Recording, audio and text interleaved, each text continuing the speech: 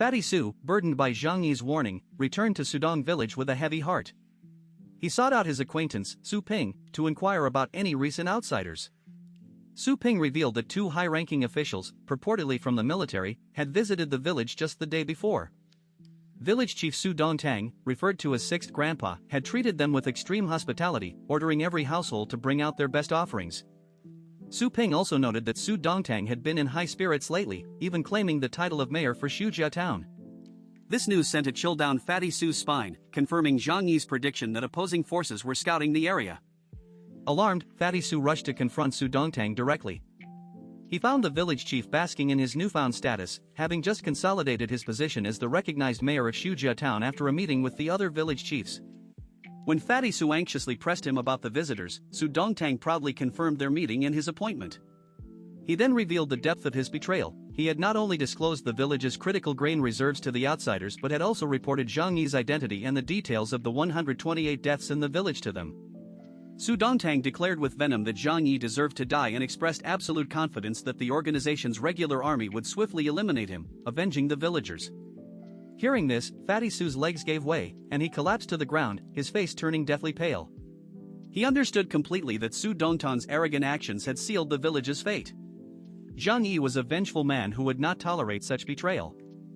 Fatty Su realized that the village's continued existence was not due to Zhang Yi's mercy or any threat he himself posed, but simply because Zhang Yi had chosen not to act. If provoked, Zhang Yi could annihilate them all. Su Dongtang, however, viewed Fatty Su's despair with utter contempt. He coldly ordered Fatty Su to go home, forget their conversation, and simply obey orders as the village's trump card, dismissing any need for the young man to have independent thoughts. Zhang Yi returned to Yunk Manor and immediately sought out Lu Karen in her workshop, delivering the vast cache of chemical materials looted from Tianhai's largest chemical plant. He tasked her with two priorities: mass-producing demolition bombs for the manor's perimeter defense and forging a custom suit of armor surpassing the military-grade equipment recovered from Xia Huanhuan and Lu Ziyang. Lu Karen accepted the challenge enthusiastically, promising to create the world's most advanced armor without regard for cost-effectiveness. With preparations underway, Zhang Yi descended to the third basement stadium to quantify the enhancements gained from absorbing Xia Huanhuan's phasing ability. Drawing a compound bow, he channeled his precision shooting ability into an arrow, the invisible force accelerating the projectile beyond the speed of sound and shattering a target at 500 meters, a distance he had never previously attempted. The raw power startled him, confirming that Plunder had accelerated his growth far beyond a month of arduous training. He then tested the speed amplification facet of his power, pushing his movement to double, triple, and finally quadruple normal velocity. At 4 times speed, wielding the dragon roar sword taken from Liangyu, he cleanly severed thick wooden dummies with mirror-smooth cuts, sustaining the output for 20 minutes before fatigue set in. Satisfied, Zhang Yi codified his evolving combat philosophy: avoid close engagement entirely, rely on overwhelming long-range lethality, and feign vulnerability to lure enemies into a fatal counterstrike. He noted a desire to eventually learn formal martial arts to round out his capabilities, but remained disciplined in his caution. Unbeknownst to him, his recent actions had already sown deep panic within the Shishan base leadership. One day prior at midnight, within the depths of the Shishan base, the information department received an unprecedented distress signal from Special Forces operative Lu Ziyang. The signal triggered a high alert, but the department's personnel, operating within a newly established and loosely defined chain of command, were uncertain how to proceed. The duty officer reported the situation to Information Minister Gung Yilan. Faced with the dilemma of potentially angering the supreme leader, Chen Xinyan, by waking him, Gung Yilan devised a cautious workaround. He would not report directly to Chen Xinyan but instead informed ACE Special Forces Captain Ling Feng, reasoning that the captain, responsible for the missing operatives, would be more motivated to act.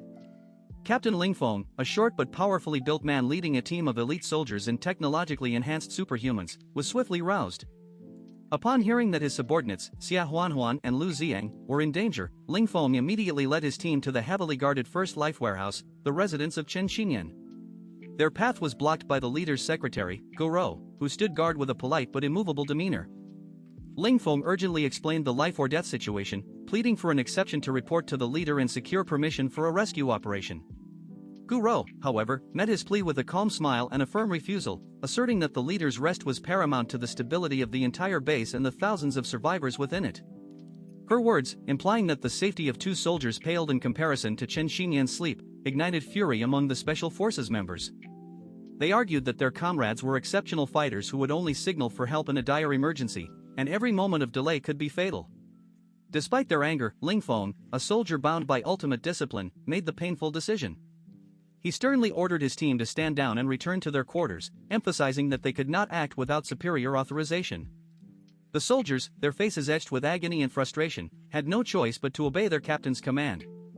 As they departed, Goro's smile vanished, leaving her standing as a silent, dutiful sentinel before her leader's door.